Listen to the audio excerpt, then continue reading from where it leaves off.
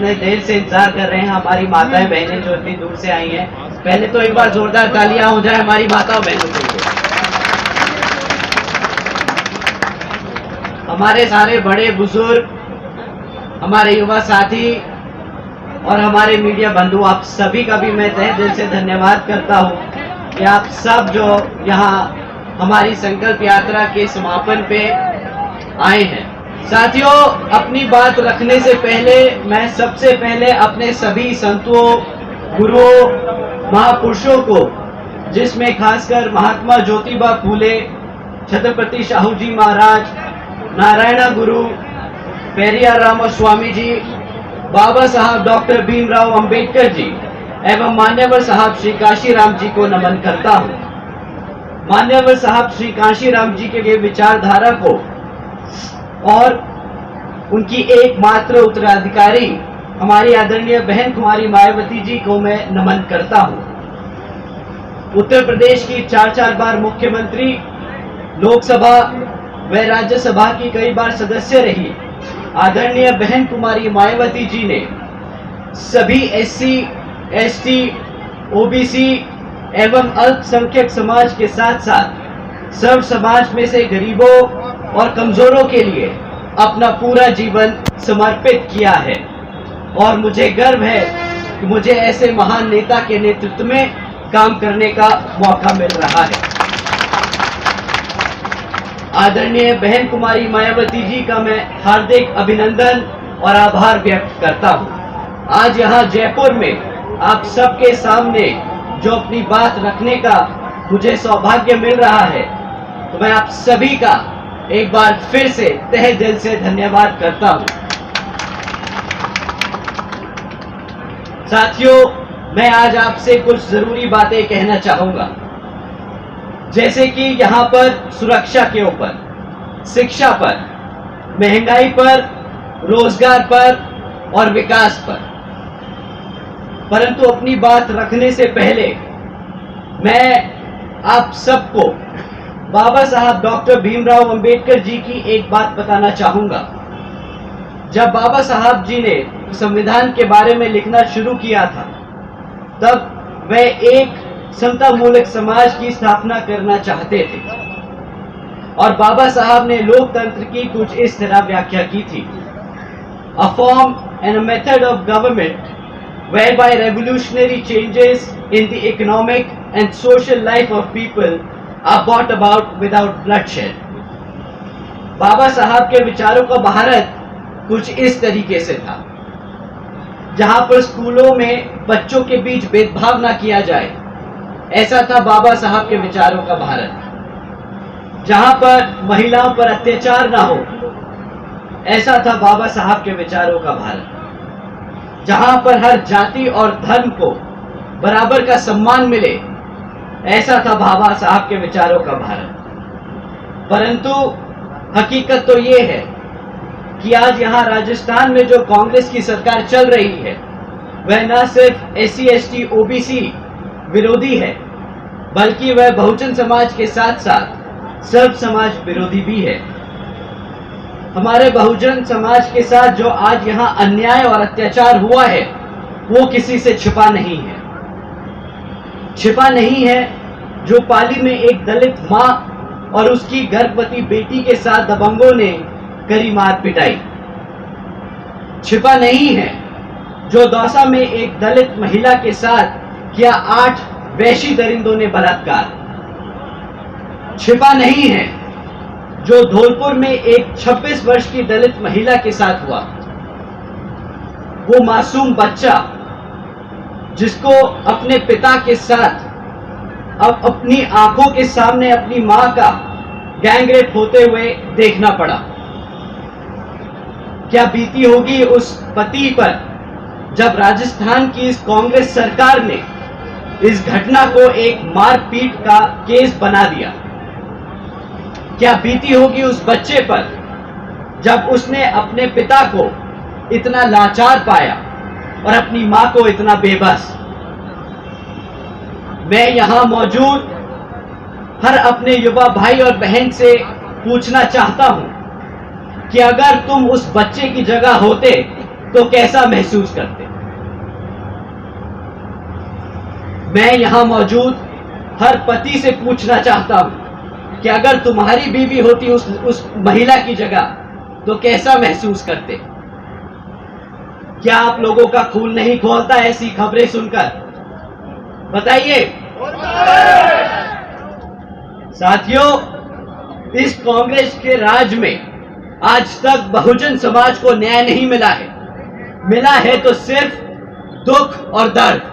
अरे जो सरकार हमारी बहन बेटियों को सुरक्षा ना दे पाए, अरे जो सरकार हमारी बहन बेटियों की इज्जत ना कर पाए, उस मुख्यमंत्री को गद्दी पे बैठने का कोई हक नहीं।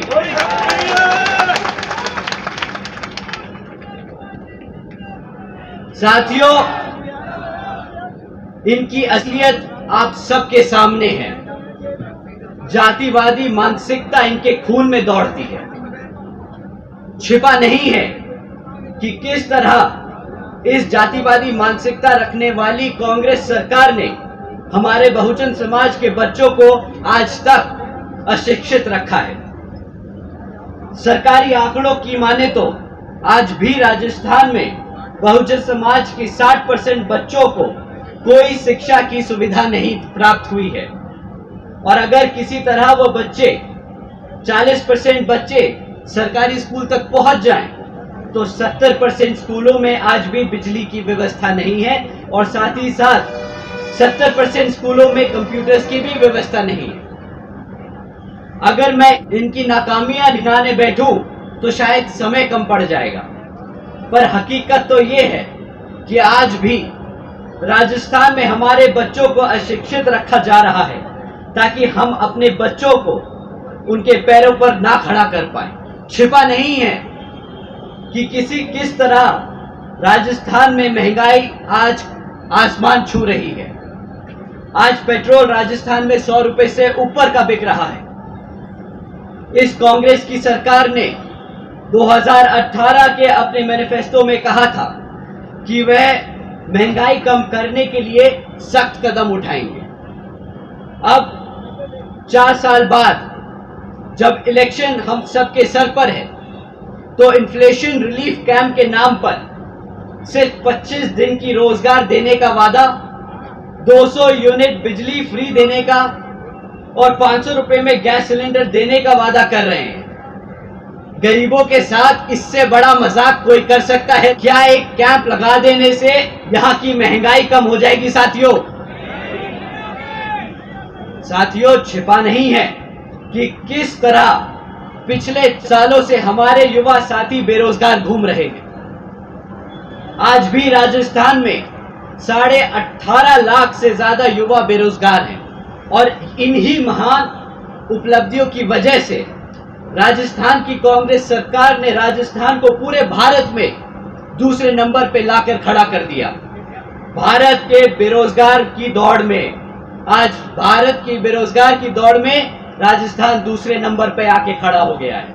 खाली यही नहीं, पिछले 4 सालों में 10,000 से ज्यादा युवाओं ने आत्महत्या की क्योंकि उन्हें रोजगार नहीं मिल पाया। कांग्रेस की सरकार ने इन 10,000 हत्याओं को सुसाइड का नाम दिया है।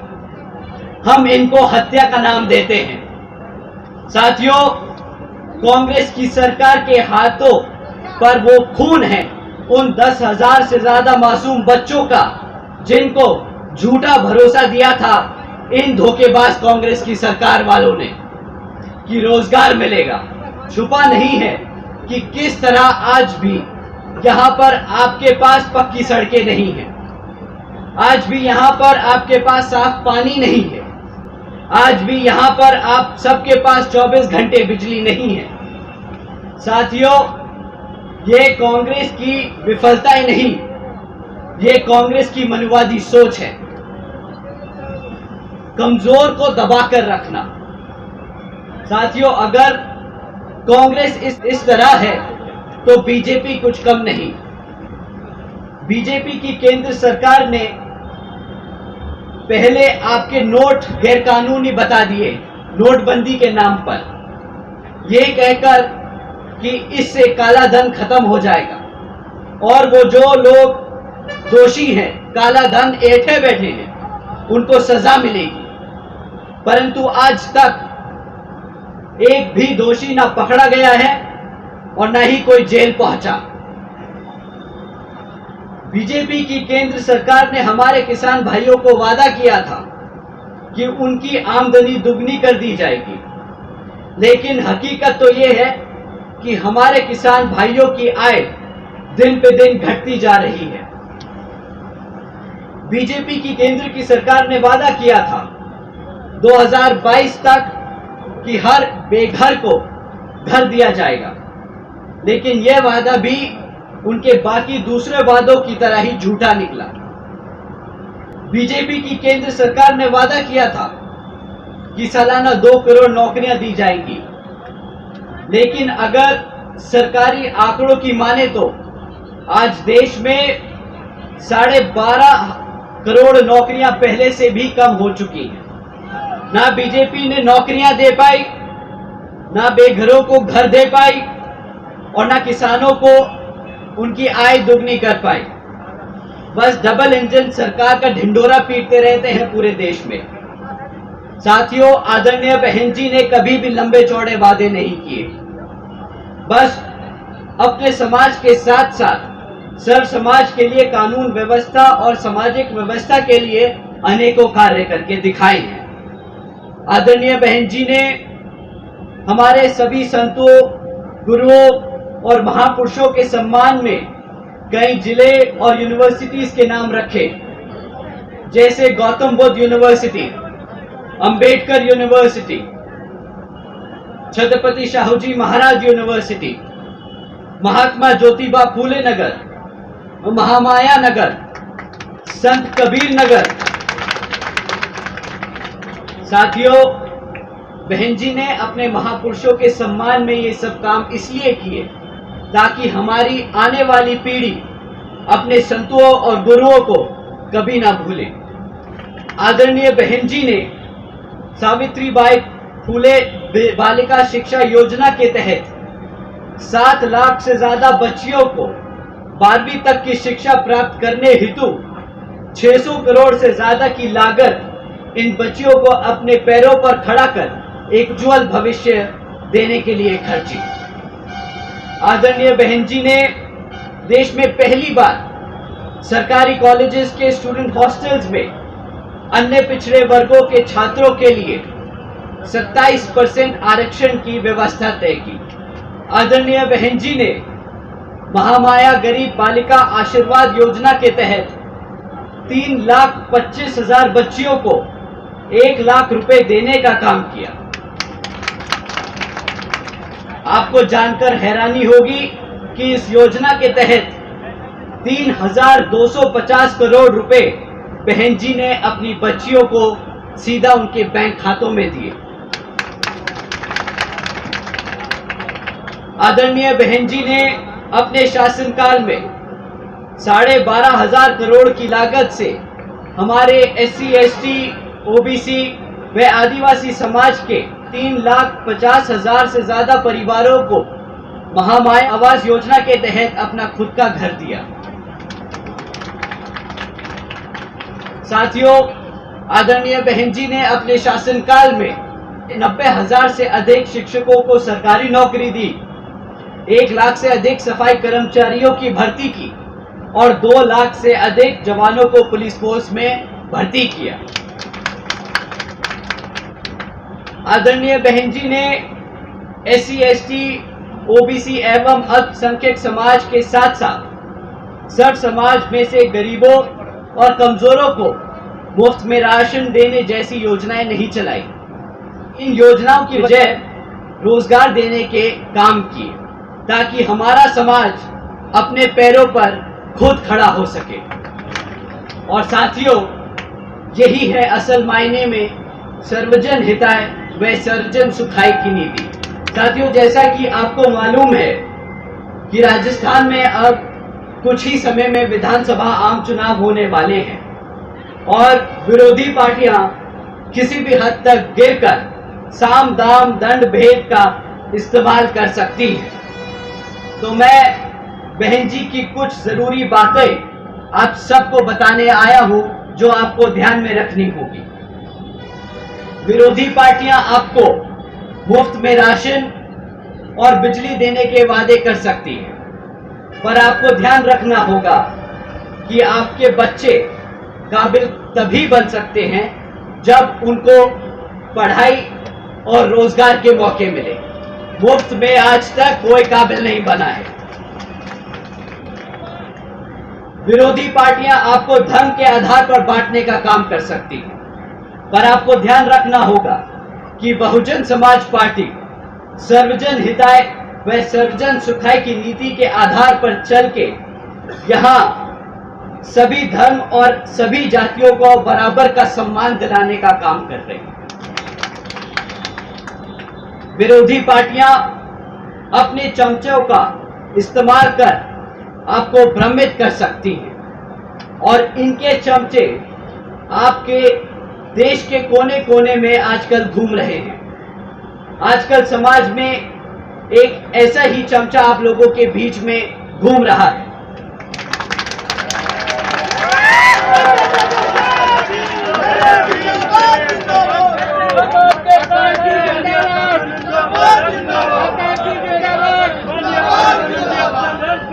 परंतु साथियों, हकीकत उसकी ये है,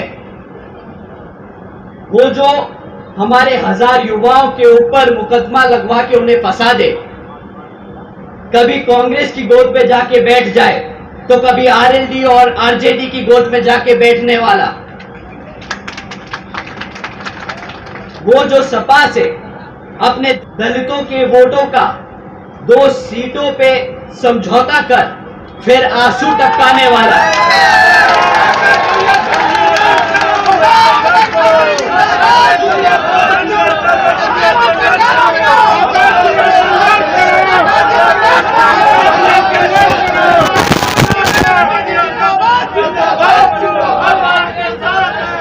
वो जो संविधान विरोधी केसीआर जैसे की गुलामी करने वाला आज अपने आप को संविधान का रक्षक बताता फिर रहा है।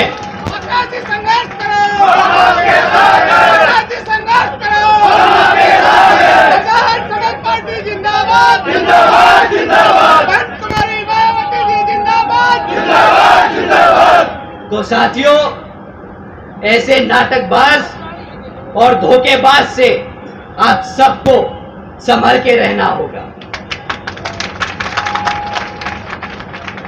नीले झंडे वाले तो बहुत आएंगे, जैसे भेड़ के रूप में भेड़िए, लेकिन आपका झंडा वही है जिस पर हाथी का निशान है।